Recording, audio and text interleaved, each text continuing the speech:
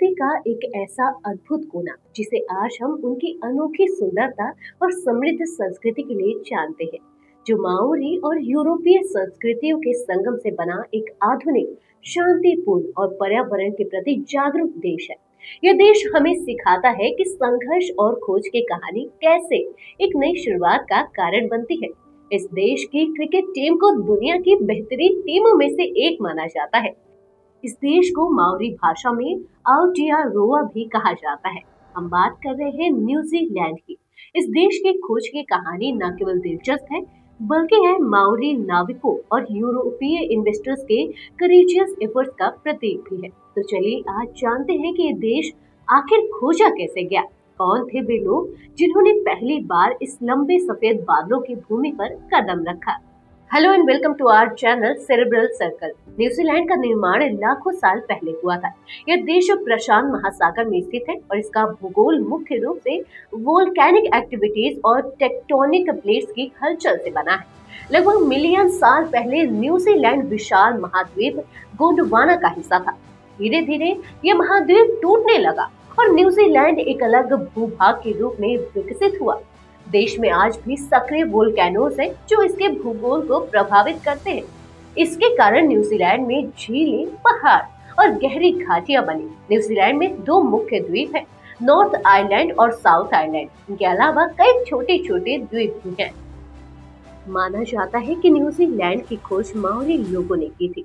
ये लोग पॉलिनेशिया के द्वीपों पर रहने वाले आदिवासी थे।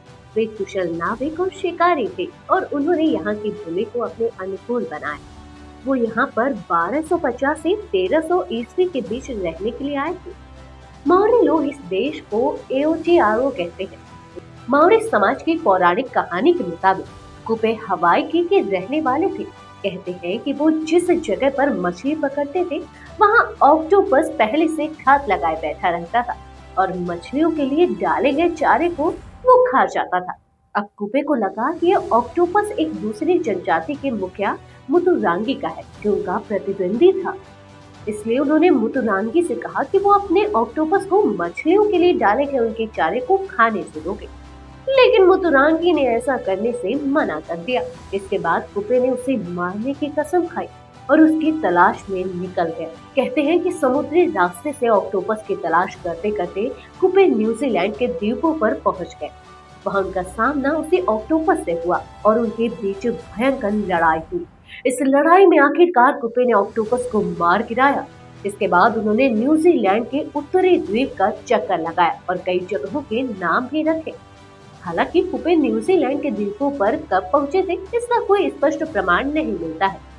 ये बस एक कहानी जैसी है जो यहाँ पीढ़ी दर पीढ़ी जुबानी तौर पर सुनाई जाती रही है और लोग उसी को मानते भी हैं।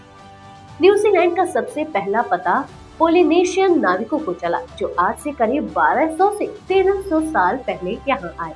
माओरी लोग प्रशांत महासागर के द्वीपों जैसे हवाई और ताहिती से लंबे समुद्री सफर के बाद न्यूजीलैंड पहुंचे। उनकी नावें वाका कहलाती थी जो लकड़ी की लंबी और मजबूत नावें। माओरी लोग सितारों, समुद्री धाराओं और पक्षियों के व्यवहार से दिशा का पता लगाते थे। जब माओरी नाविक पहली बार न्यूजीलैंड पहुंचे तो उन्होंने यहाँ के बड़े बड़े पहाड़ों और सफेद बादलों को देखा। उन्होंने इस जगह का नाम आउटेराओ रखा, इसका मतलब है लंबे सफेद बादलों की भूमि। माओरी लोगों ने यहाँ की जमीन पर खेती शुरू की। उनकी कहानियों और परंपराओं में न्यूजीलैंड की खोज का जिक्र मिलता है। 1662 में डच नाविक एबल तस्मान न्यूजीलैंड पहुंचने वाले पहले यूरोपीय थे। एबल तस्मान डच ईस्ट इंडिया कंपनी के लिए काम करते थे। उन्होंने प्रशांत महासागर के दक्षिणी हिस्से का पता लगाने का फैसला किया। 13 दिसंबर 1642 को उन्होंने न्यूजीलैंड के पश्चिमी तट पर कदम रखा। उन्होंने इस जगह का नाम स्टेटन लैंड रखा जो बाद में न्यूजीलैंड बन गया। तस्मान के आने के बाद माओरी लोगों और यूरोपीय नाविकों के बीच झड़पें हुई। माओरी योद्धाओं ने तस्मान के कुछ नाविकों पर हमला किया जिसके कारण उन्होंने आगे की खोज बंद कर दी और वापस लौट गए। एबल तस्मान ने न्यूजीलैंड का नक्शा तो बनाया लेकिन वह यहाँ कभी भी उतरे नहीं। उनकी खोज ने यूरोपीय दुनिया में न्यूजीलैंड के अस्तित्व को उजागर कर दिया। न्यूजीलैंड की खोज की कहानी का सबसे बड़ा मोड़ 1769 में आया जब British explorer captain James cook यहाँ पहुंचे। कैप्टन कुक को ब्रिटिश सरकार ने दक्षिण प्रशांत क्षेत्र का नक्शा बनाने और नए इलाकों की खोज करने के लिए भेजा था। वे अपने जहाज HMS एंटरवोर पर सवार होकर न्यूजीलैंड पहुंचे।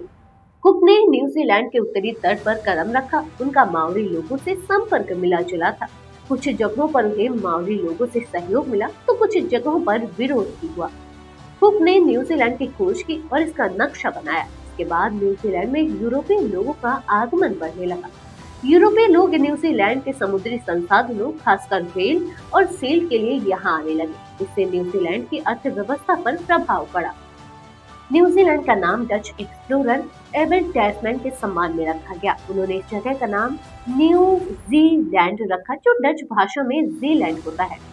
जीलैंड नीदरलैंड के एक प्रांत का नाम है। बाद में अंग्रेजों ने इस नाम को न्यूजीलैंड में बदल दिया और यह नाम आज भी कायम है। यूरोपियन एक्सप्लोरर्स के आने के बाद न्यूजीलैंड में कई बदलाव हुए। 19वीं सदी में यूरोपीय लोग यहाँ बड़ी संख्या में बसने लगे। उन्होंने खेती, व्यापार और मिशनरी गतिविधियों के जरिए माओरी लोगों की जमीन पर कब्जा करना शुरू किया। 1840 में ब्रिटिश सरकार और माओरी प्रमुखों के बीच एक संधि हुई, जिसे ट्रीटी ऑफ वाइटेंगी कहा जाता है। यह संधि न्यूजीलैंड के इतिहास की सबसे महत्वपूर्ण घटना है। इस संधि ने न्यूजीलैंड को ब्रिटिश साम्राज्य का हिस्सा बना दिया। माओरी लोगों को उनकी जमीन और अधिकारों की रक्षा का वादा किया गया, लेकिन बाद में ब्रिटिश कॉलोनिस्ट ने माओरी जमीन पर कब्जा करना शुरू कर दिया। इससे माओरी और ब्रिटिशों के बीच संघर्ष बढ़ा। यह विवाद आज भी न्यूजीलैंड की राजनीति और समाज का हिस्सा है। 19वीं और 20वीं सदी में न्यूजीलैंड ने धीरे धीरे एक आधुनिक देश के रूप में विकास किया।